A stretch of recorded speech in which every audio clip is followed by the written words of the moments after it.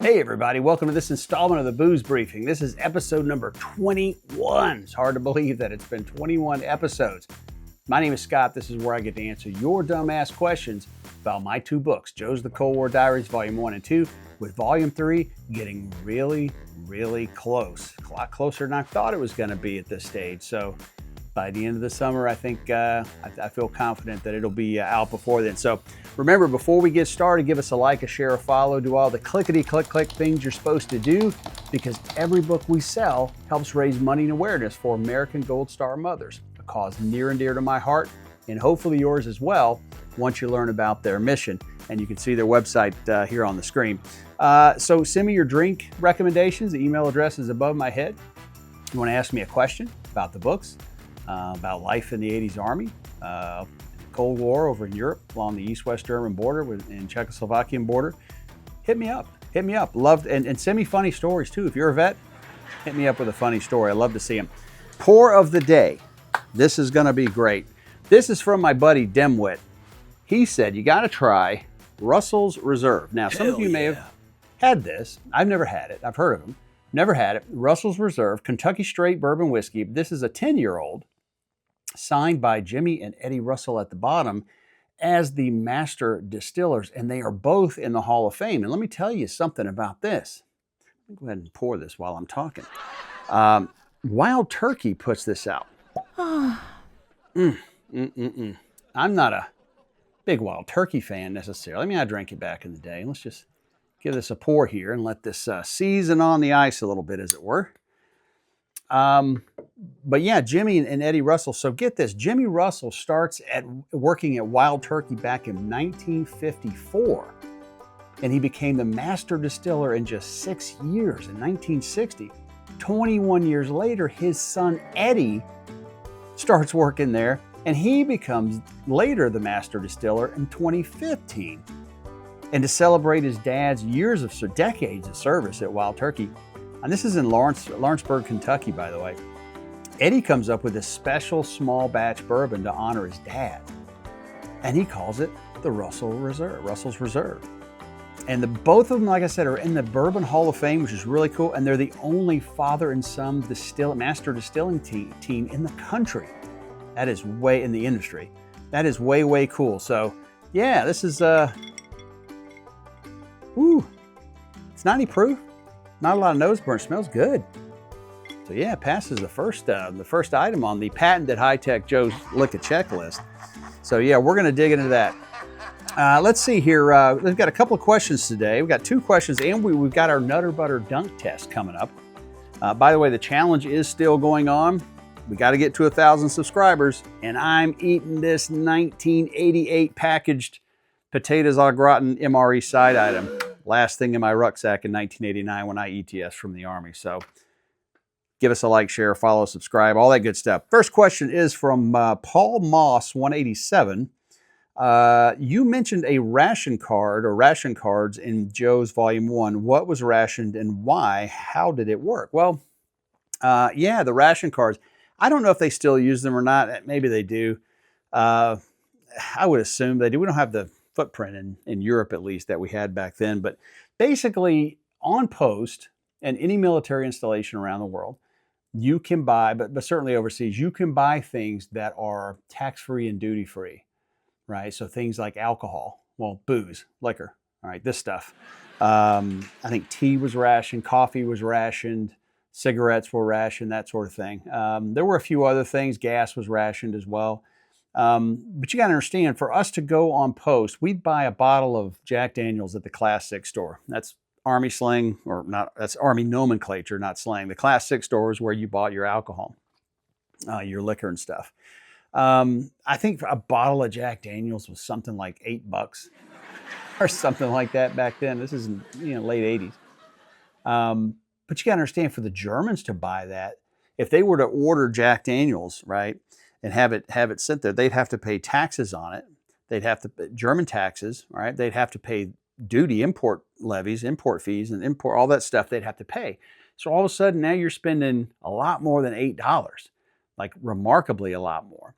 So what they did with the ration cards were there to allow us to get those items that we wanted as service members, as servicemen. But they limited us per month on how many of those items you could buy. I think it was 4 cartons of cigarettes. I believe it was a month. I think it was 6 bottles of alcohol, 1 liter bottles. Over in Europe, they had the 1 liter bottles. 6 bottles of liquor a month is a lot. 6 bottles of liquor a month. Think about that for a second. 6 bottles of 72 bottles of liquor a year. Now, we drank an awful lot. Okay, you would go to the Class 6 store and I'm going to buy this bottle, which didn't exist then. But I'd take it up there, and I'd hand them my ration card, my military ID, and they would stamp off on it, that I've used one of my punches, as it were, for that month. So when I used up all 6 of my punches for liquor, for instance, I couldn't get any more. Excuse me. So we would work around it. We would work around it. Some guys in the barracks didn't drink.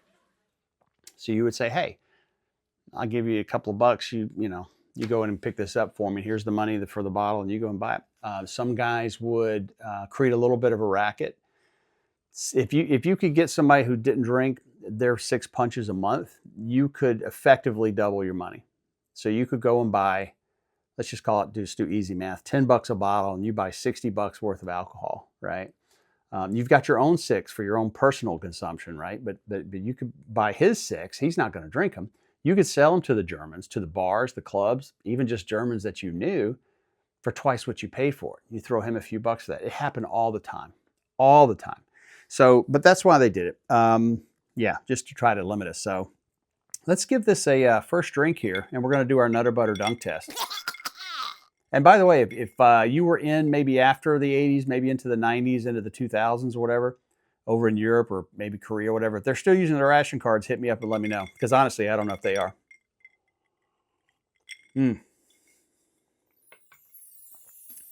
Ooh. Boy. That's pretty smooth. It's 90 proof, so it's going to be a lot smoother, right? I'm like... I've said this before. I'm not one of these guys that gets all bent about I'm detecting hints of lavender and all that shit. That's not me. I have the most minimalist palate ever, but it is very good as far as bourbon goes. Now, we're going to talk about the Nutter Butter Dunk test here, okay?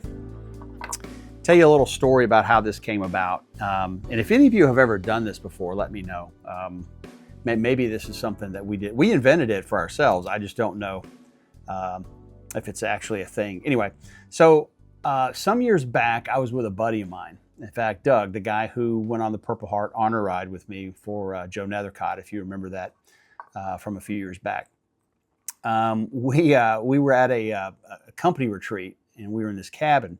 And we got the whiteboard there we dragged out there. So we're, during the day, we're sketching all this stuff out and trying to get some work done. This is right before COVID, or right when COVID first started happening. I think I had a bottle of Woodford, I believe it was. It was either Woodford or Maker's Mark, I don't remember. But we're sitting there, the cabin's got a little kitchen. We're sitting there at the counter, and I was across from him, and I put a picture of him up here. We'd had a few, and he says, I think I told him in my best command private major mode, I said, hey, I bet you won't dunk those Nutter Butters in the bourbon. And Nutter Butters are one of my favorite cookies of all time. And I just happened to bring, along with some snacks and stuff, I just picked up a thing of Nutter Butters. So they were on the counter there. He grabs it, dunks it in, takes a bite, and he's like, I'm looking at him like, can't believe you just did that. That's pretty funny. He looks at me and he goes, now we've had a few. He's like, oh, it's actually pretty good. I said, well, you're messing with me. You're fucking with me now. He's like, no, seriously, try it. And I'm like, no, you're fucking with me. It's not good. There's no way it can be good. He's like, I'm serious. Try it. So I said, okay. And I took a Nutter Butter and I dunked it in either the Woodford or the Maker's Mark. By God, if it wasn't great. Great. And I started thinking about it. A lot of times you read these reviews of bourbon or even some of the marketing materials, and they'll say nutty finish or this, that, and the other. Well, I started thinking about it. Well, you've got this cookie with these, the peanut butter in there. That kind of would augment the bourbon, in the casks that soaked in, maybe a nutty finish, caramel finish, that sort of thing. And it worked out. So let's try this. This is Russell's Reserve. We're going to give it the dunk test. And as you can see, it is on my list. And by the way, it does taste like liquor. So we're 2 out of 4 here. I'm gonna go ahead and dunk this in, swizzle it around. You can see it dripping there. Okay, let's give it a bite here and see.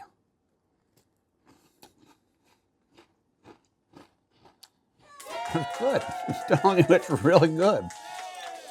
I used to dunk these in milk, but then I got older. So this is good. It just blends seamlessly. Damn. I'm saving this one for off camera. That's good. I'm telling you guys, try it. Get you some Nutter Butters, your favorite bourbon, and try it. I don't know if it would work very well with like a rye. I don't think it would go well with Scotch, but with bourbon, it does, and it works. It's great. So we're 3 out of 4 on the checklist here. Good pick there, Dimwit. Russell's Reserve, 10-year. That's some smooth stuff. All right, final question, second question and final one of the day from David R. Did your leadership in the Army know how wild the barracks were after hours or on the weekends? Seems like they would have shut all the craziness down for readiness reasons. Well, that's a good question. I think some of them definitely knew. You got to understand, they were all privates once somewhere too, right? And probably overseas back then. Especially in an armor battalion, you could not have been in the Army in the last 20 years leading up to that as an enlisted person and not made your way to West Germany or Korea. That's just a fact. It's just a fact. Especially if you stayed in long enough to become, a senior NCO. They definitely knew. I think by and large, they gave us room to breathe a little bit at nights and on the weekends. This is when we were in garrison, of course, not when we were in the field, obviously. None of this shit happened out there. Provided we didn't make the blotter. If we made the MP blotter, or the worst, the Polizei, blotter, that was a problem, right? You could raise all the hell you wanted to. Don't get caught. Don't get in trouble, right? That kind of thing. That was kind of what they did. There were a few times where they came down on us like, you got to stop doing all this shit. When First Sergeant Montez got to the unit, again, not his real name, and he's passed away since then, but when he got to the unit, he tried to crack down. He tried his damnedest to crack down on it. He was a hard ass. He was going to straighten all this shit up, No more crazy barracks, alcohol-fueled ragers on the weekends and all this stuff. And we just found ways to work around it. And finally, he just realized that it was an impossible thing to try to do. You're going to take several hundred, probably 500 of us, distributed across, 4 line companies in HHC. And you're not gonna curtail all that stuff. We're gonna find ways to work around it. And his blood pressure probably went way up when he first got there, and he was shutting all this stuff down.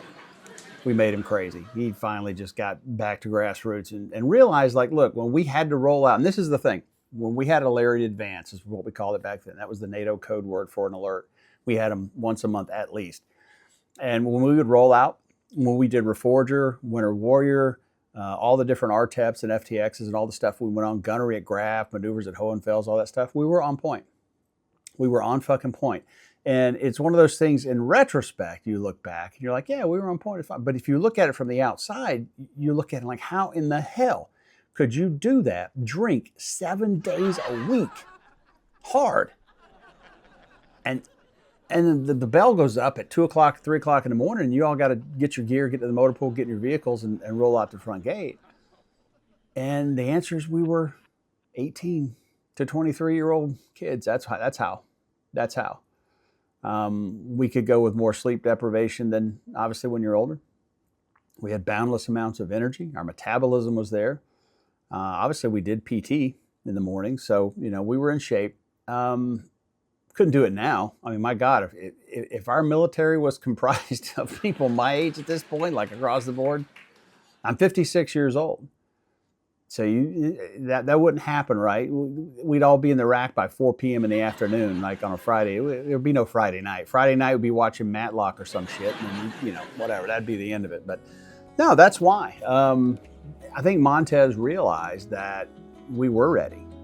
We were always ready. But in those in-between moments, we partied like a motherfucker. We partied hard, and you had to balance it, man. You had to balance that crazy Army schedule and not knowing when the next alert was going to come and all this other stuff. You balanced it. We somehow managed to, by and large, not show up drunk, and that's not always easy to do. But anyway, yeah, that was the deal. Final sip here of the 10-year Russell's Reserve. Man, this is good stuff.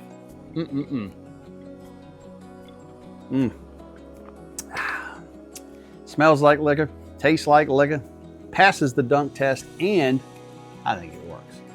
That's all for this episode of the Booze Briefing. Remember, keep your canteens full of whiskey, your bullshit in overdrive, and make all your future stories worth telling. Rampage and Wee Pierce. Dismissed!